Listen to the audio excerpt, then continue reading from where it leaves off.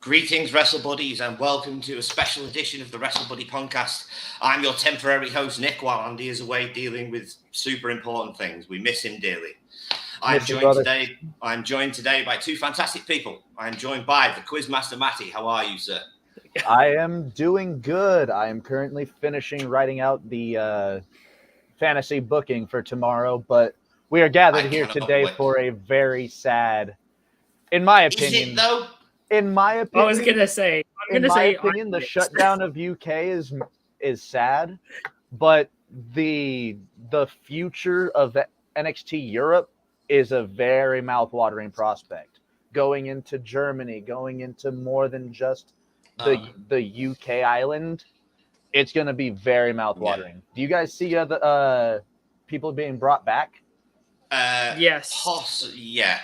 Like Eddie I see some people getting brought back, but I imagine it will probably be quite a small fraction out of them. Because one name that popped in my mind was Alexander Wolf. Possibly. But on that note, we are also joined by our fantastic friend from Sweet Chin Wag podcast, Daniel. Hey! Daniel, how are you on this momentous day? I'm all right. Anything that gives me a break from looking at a Google Doc is brilliant. Fine by me. Because God knows I'm seeing lines of text in my dreams. But you know what? It's all worth it in the end. And like I said, we get to talk about NXT UK and the general picture of the scene in the UK and Europe, which is always awesome because it's like the home scene. It's great to talk about. Sound. It's a bit weird. Apparently, our voices are coming through a bit blurry. If anyone in the chat can confirm this, if anyone in the chat wants to confirm, everyone's sounding good on our end. I was about to say, you guys sound great to me. Yeah, you sound good to me. We have a comment here. Courtney, can you verify if we sound bad?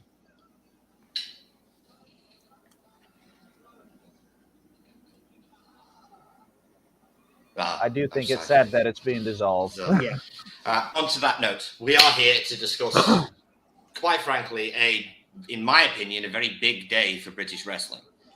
And a very, in my opinion, good day for British wrestling. I do agree there. Yeah. If I may, I'll just a bit of a tangent, as Dan may agree with me, in my opinion, all Triple H did when he created NXT UK was completely cannibalize and destroy the British. Thank you, Courtney. Thank you, Courtney. We love you. Which completely cannibalized and destroyed the British indie scene. He literally did to the British indie scene what Vince McMahon did to the territories in the 80s. He went and poached all the top stars and shoved them under one roof. And with the exception of Progress, nobody got anything out of it. I mean, do we want to open on this? Because I can open on this, I can float on this, but there will be some points that we can bring up later. But I think basically my view, as I said to you guys before we started this, which is that, like, obviously we have to talk about NXT UK, and I think most people would agree. Well, I mean, a portion of people that are following it, keeping in touch with it, would agree it was probably producing some of the best wrestling programming in WWE's umbrella weekly. Oh, yes. Fantastic but matches. I think the thing with NXT UK, and this is coming from a person that has been in and around the UK scene, had a bit of time falling out with it and coming back into it, especially later now, is that NXT UK is going to be as much marked by its successes and the opportunities as it is its problems and its failures. And the problem is that those problems and those failures at a point almost start to take over all the good that they did. And like what Nick said about them kind of cannibalizing the UK scene, a lot of the push behind NXT UK was like, we're going to revitalize the UK scene. We're going to come in, we're going to bring money, we're going to bring production, we're going to bring presence, we're going to get people, promote them, and start like getting these people known. Yeah, but there was also a large part of it which was due to the fact that World of Sport was starting up again. Well, here's the point. One of the key parts behind NXT UK is that it was planned to go ahead a year earlier than it started. That year earlier was when the World of Sport revival started. Yes. And lots of the people they had earmarked for NXT UK, including such names as who we now know as Doudrop, Kaylee Ray, many others. A Mr. William Ospreay. Yep. All went to World of Sport. So they had to wait for that World of Sport 1 year term to finish. Allegedly, this is not confirmed. Some people have said there was contract tampering at the end. I cannot necessarily confirm nor deny that, but that has been said about it, and that basically, after seeing World of Sport, WWE were like, we need to corner this market. We need to get all the people because they can offer more money, and as many independent wrestlers in the UK will say, money is not exactly easy to come by.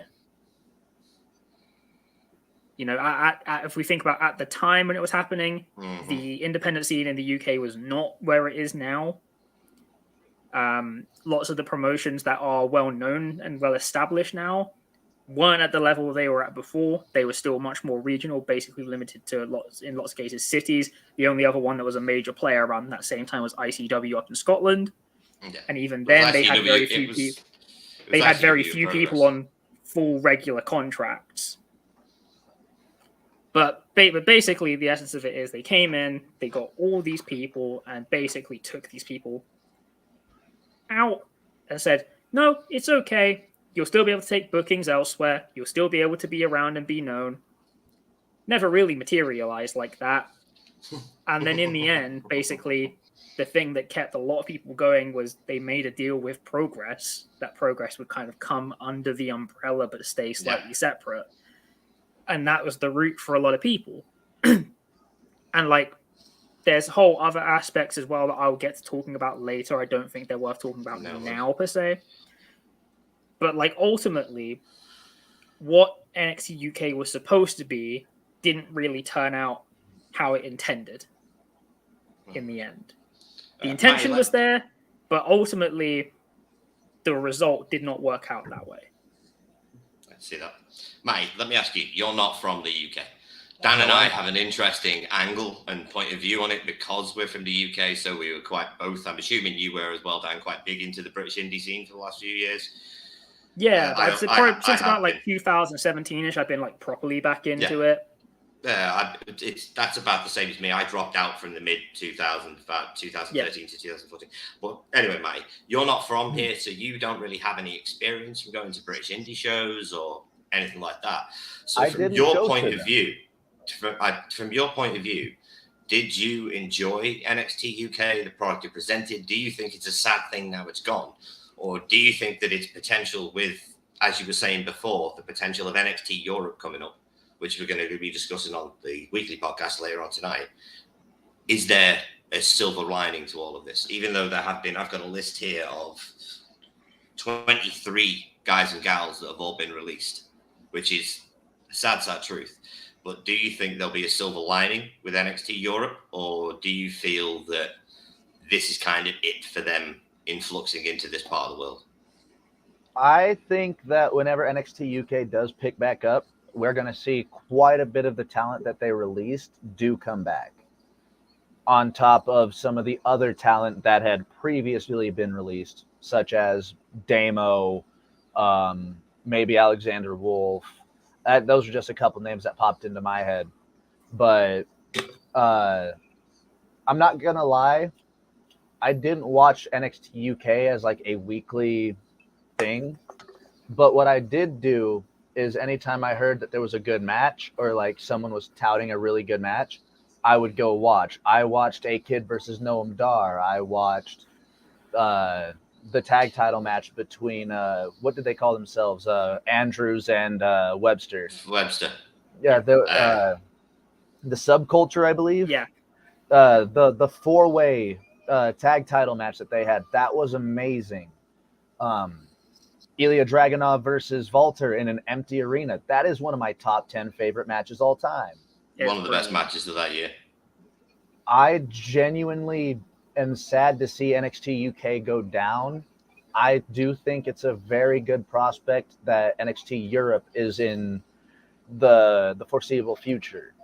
I do think that's gonna take some time, and with that time being spent, we're gonna see a beautiful resurgence in your guys' British UK indie scene. I think you guys are gonna have a wonderful progress. Shows are gonna be a lot more worth going to see again, and yeah. Well, I'm still gutted that they let go of Trent Seven. That's one that just hit me in the forehead. Yeah, I mean that I expected him to be one of the like, well, we're gonna keep him because they've stuck by him for better or for worse in many cases. Yeah, it's not just that. Trent and Tyler have been friends for and tag team partners for years now, like with Mustache Mountain, and it just surprises me greatly that they let. I mean, I'll just read off the list, if you don't mind, of the guys that were released.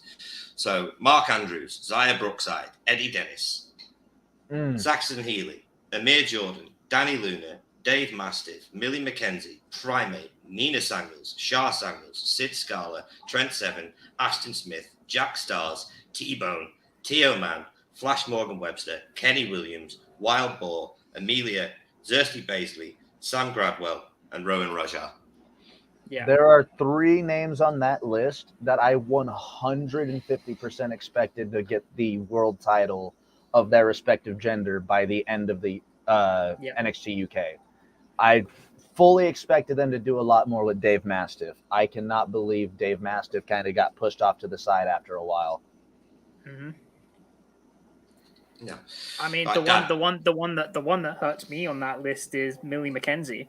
Because Millie McKenzie, when NXT UK picked her up, was the hottest women's free agent in the entire UK, possibly Europe. I think she had just come off a tour with Charlie Morgan as Medusa Complex. Yeah, and they were made. At the 2020 list that we did, we had them in the top 3 for all tag teams international, I think, in 2020. Absolutely insane that they didn't set that. And then talking about the NXT Europe idea, which will be spoke about more on the weekly podcast. I'm incredibly interested that Toman and Amal have both gone, because they were both picked up from European scenes. Amal from the French scene, becoming WWE's first French-born wrestler. Yeah. I mean, for me, Toman was picked up from WXW. Mm-hmm. I know. Besides Trent Seven, the one that got me the most, we're considering Clash at the Castle is coming up in like 3 weeks, is Eddie Dennis, Flash Morgan Webster, and Mark Andrews. Eddie Dennis was the third person that I had maybe winning the world title. The second person was Nina Samuels. I cannot believe she never won the women's title there. No, she's shocked. She's absolutely fantastic. But she's got to be coming back whenever NXT Europe starts. She has. I mean, I wouldn't be surprised, but then again, I'd say with the way that the UK scene is looking up now, she could have a good spread. There's plenty of amazing people in the UK she's right now. Talking of another one who was on that list that was released, Lizzie Evo, Liverpool's own. What was she going by under WWE's? Eliza Alexander. Yeah, I knew about her as like a belt collector a couple of years ago, and she was like one of the hottest things in the UK scene. No, but this is it's just my opinion, but this is a detriment, and it was a causality caused by NXT UK. They take these people that were on the run of their career in the indies that were doing fantastic. They bring them in and they AEW them. They just go, oh, we've hired them and we've changed their name now they're going to do nothing. I think the big problem with it was that I'll say one of the problems, it's not the big one, but the goals and the aims that the management had far exceeded the general vision from the umbrella. The aim was to create this brand that would want to attract all the talent in Europe, that would try and get everyone to go there and, like we say, build this hold on the region. But from at least from how I felt about things, I never really felt like NXT UK was getting that rub from the corporate side. There was never that much mind paid to it. There was never much promotion. Yeah, tell me. And like I said, as I've had being a fan in the UK, a lot of the time I talk about NXT UK to American fans, and they just wouldn't acknowledge it. Seriously, tell me the last time you saw a genuine NXT UK like advert on any of their television, on whether it be 2.0 or main roster. No, you see nothing. Level Up, you never see it. The last time I saw the last time that I saw NXT UK promotion was just when I was watching BT Sport, which is the channel it airs on in the UK. Yeah. I genuinely think the last time I saw an NXT UK advert, it was going into Ilya versus Walter. Yeah. I don't even remember seeing that one. And because they talked about it on NXT TV, and then they were having adverts for it on like their commercials. Yeah. Other than that, I cannot think of another one. That was what, 2.5 years ago? No, it's as if WWE took the advertising budget for NXT UK and then just went, no, we can spend that on something better. Because if you look at the network, just the network alone, or it's on Peacock for you, mate, that every single show is spotted and pitted with adverts for other WWE shows. Mm-hmm. There was never one for NXT UK. Not once. And I watch the network constantly, and there was never a show for it. Yeah. David's got a wonderful point. Exactly, David. Exactly, Again, David. Potentially the last time that I heard promotion for NXT UK, I was at a Progress show because they had Charlie Dempsey. Yeah. That last time I heard anything for NXT UK was when Dragunov showed up to challenge Cara Noir as the NXT and that was UK a wonderful champion. Match at that as well. Yes, it was incredible. But that was the last time I heard about it, and that wasn't even direct promotion. But anyway, Dan, let me ask you. Yeah. Out of all of these names that we have here, yes, obviously there are guys like Trent Seven. He's not going to have a problem finding work. Eddie Dennis, Mark Andrews, Flash Morgan Webster. Do you think that there's any of these guys that are going to struggle now? Because there are a few names on this list that aren't that well established. So there are some names that aren't as well established. I think my concern, or maybe the thing I kind of worry about, is that I think there's going to be, maybe not a lot of people, but from a section of people, whether that's workers or other promotion owners, are going to not want to book them. I feel like there's going to be some kind of pushback, because I know from having been around the scene, talking to some people, there's a lot of feeling like they're like traitors to the scene. Yeah. And like they're not actually supporting the scene, they're just like trying to, they were money. Party to what happened. Yeah. You sold out, etc., etc. Yeah. Whether or not that's actually the case, I don't know. That's just kind of rumblings that I have broadly heard from some people, and some fans as well. But I feel like that may present a possible issue. I think as well, though, with some of those names, they were quite established regional names. So, like, I saw Courtney there say Zaya Brookside. Zaya will have she'll have no issues around the kind of general Liverpool area. She's more than well known enough. Her family's more than well known enough. There are a couple of people as well there that were from the scene up north towards Newcastle. There's North NCL up there who are running sellout shows near enough every month. Yeah, I think people will generally be okay out of this. There will be some names which will struggle. I think it remains to be seen what the kind of pushback to these talents that have come from NXT UK is going to be. Yeah, I'd agree with that. Mate, on slightly different twist, obviously they've kept a certain amount of NXT UK talent, like Tyler Bate, like the Coffee Ilya Ilya. Dallas. Gallus, they've kept a certain amount of them to move them to NXT UK. They're going to do that Worlds Collide show, I believe, if I'm the mistaken. same night as All Out. Yeah. Different time, though, so they're not going head-to-head. But anyway, that's beside the point. Thank God. Do you think that this pay-per-view, this premium live event, is basically a way of... Hello, Tidy. How you doing, Timmy? Do you think this premium live event is a way to placate the audience that have just lost NXT UK by saying, "Oh, don't worry, look, we've still got the big stars and we're going to treat them well"? Or do you think they actually have some solid plans for the likes of Tyler Bate? I genuinely hope they got plans for Tyler Bate, because me and my brother were talking about it, and I could totally see that, like Shawn Michaels said, this is like the swan song for NXT UK. What if Tyler Bate loses and then just, also leaves for a substantial amount of time? Some of these people might stick around. I can see Gallus sticking around in NXT 2.0.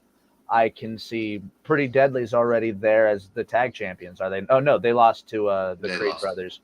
Yeah. But they're already established in NXT 2.0. I'm not too sure. It's definitely going to be, like you said, it's going to be something to hold over the NXT, like the UK crowd, since they don't have anything for a little bit from the WWE banner. And I genuinely expect it to be a damn good show.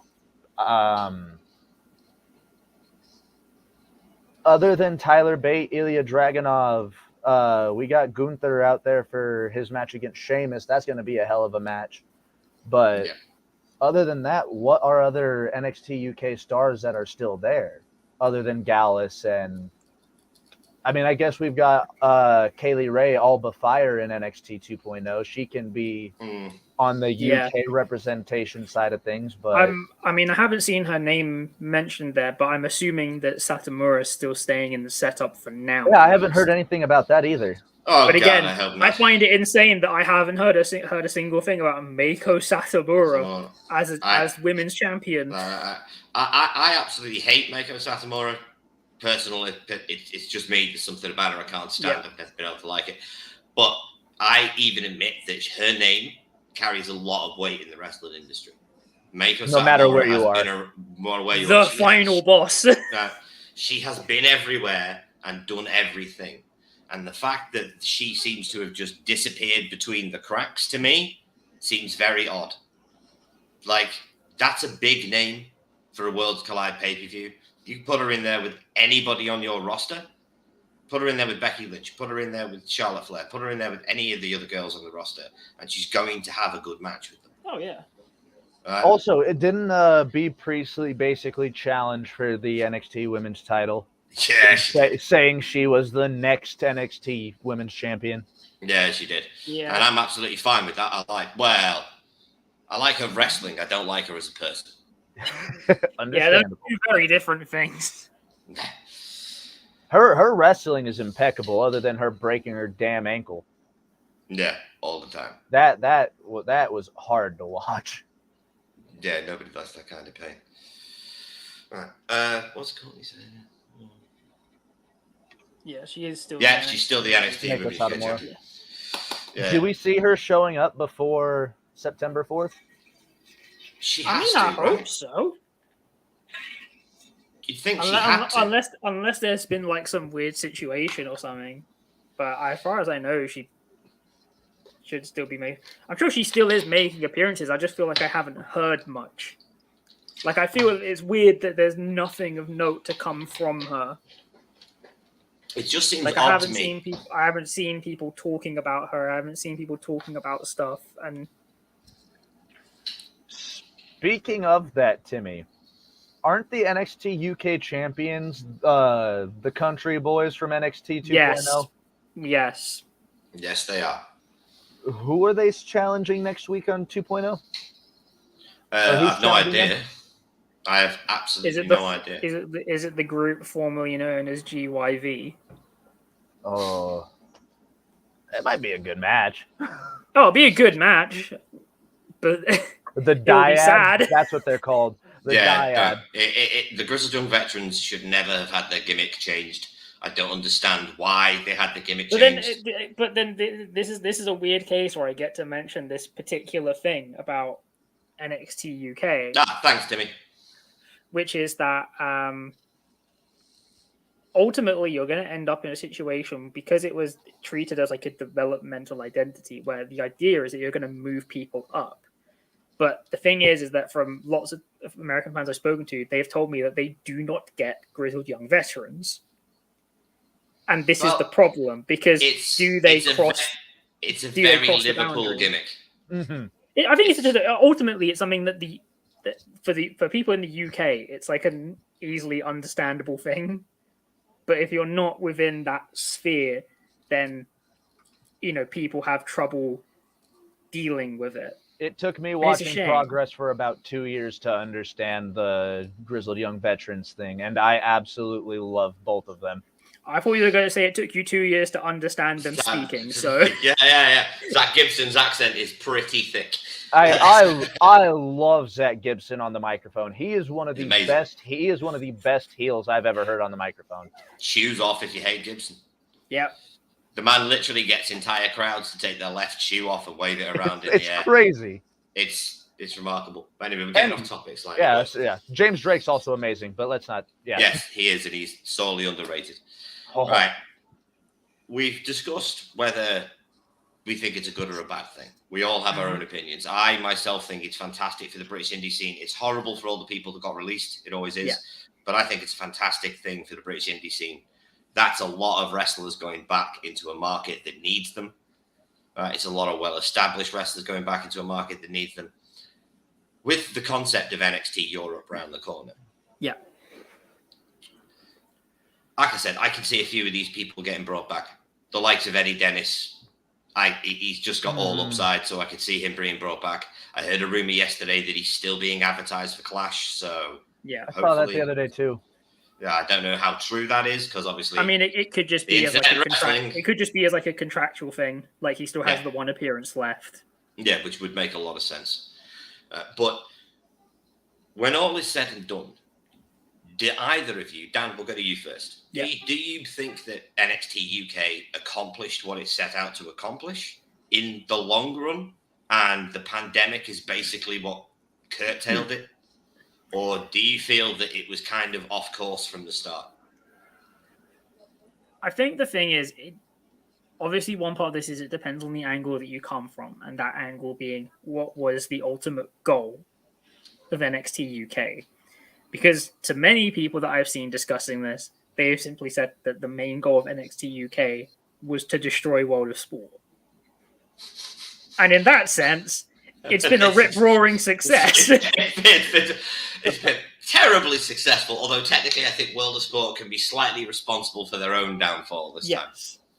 If you want to say that its aim was to corner the UK wrestling market, I would say for the most part it has been successful in that. Out of I think going on 6 years now. Of that 5-6 years, I would say it had a good 3 to 4 years at the top of that market. And I would probably say it probably became the biggest European wrestling property in that time. But I think in the grand scheme of what they wanted NXT UK to do, I would argue it maybe hasn't succeeded in creating an established home wrestling base for the UK and European markets. Because I think obviously we have to talk about the pandemic in relation to that. Obviously, a thing for NXT UK that had in its favor was it was still able to run during that because they had the BT studio, whereas other promotions were having to cancel and move shows here, there, and everywhere. I do want to touch on this because I feel it's really important to talk about, but obviously the impact of speaking out as well. Mm-hmm. You have to talk about it, Dan. It's fine. And obviously what that means in the grand scheme of things. Obviously, it affected British wrestling as a whole, but lots of the people who NXT UK had put stock in as big gets in the earlier stages were implicated and involved. And in a lot of ways, NXT UK actually struggled to shed that weight. Now, most of that goes down to the organizational side of things, because there was both the aspect of people who were involved in the management and organization were also indicted amongst this, and allegations of management protecting talent who were involved.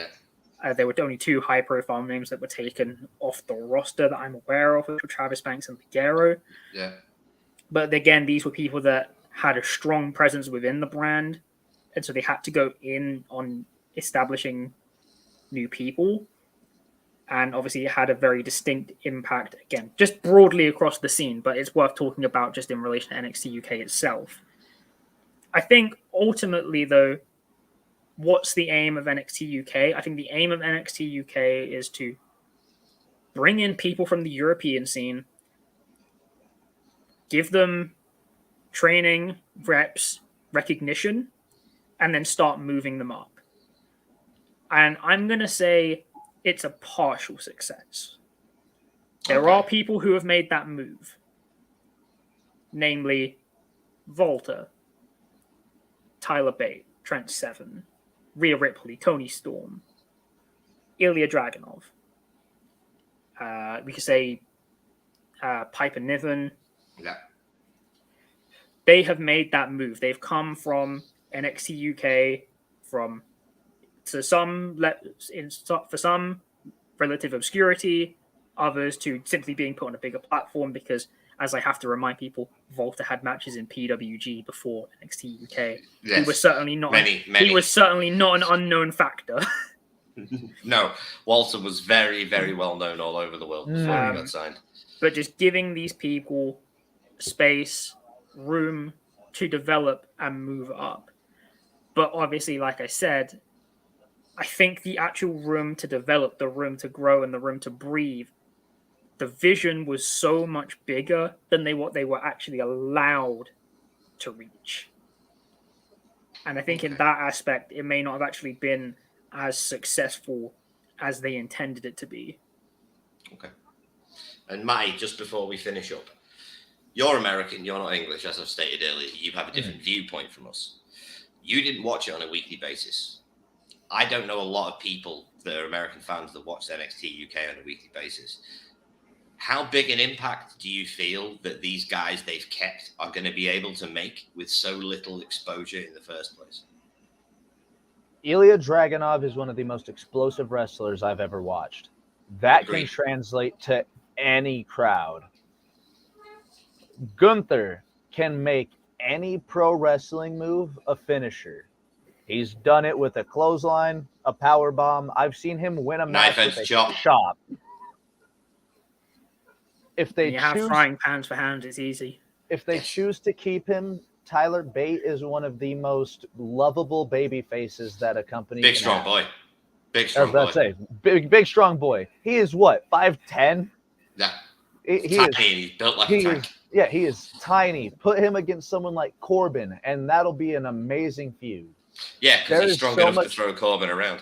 There is so much good talent that they chose to keep. The Dyad, it's weird, but they are a phenomenal tag team.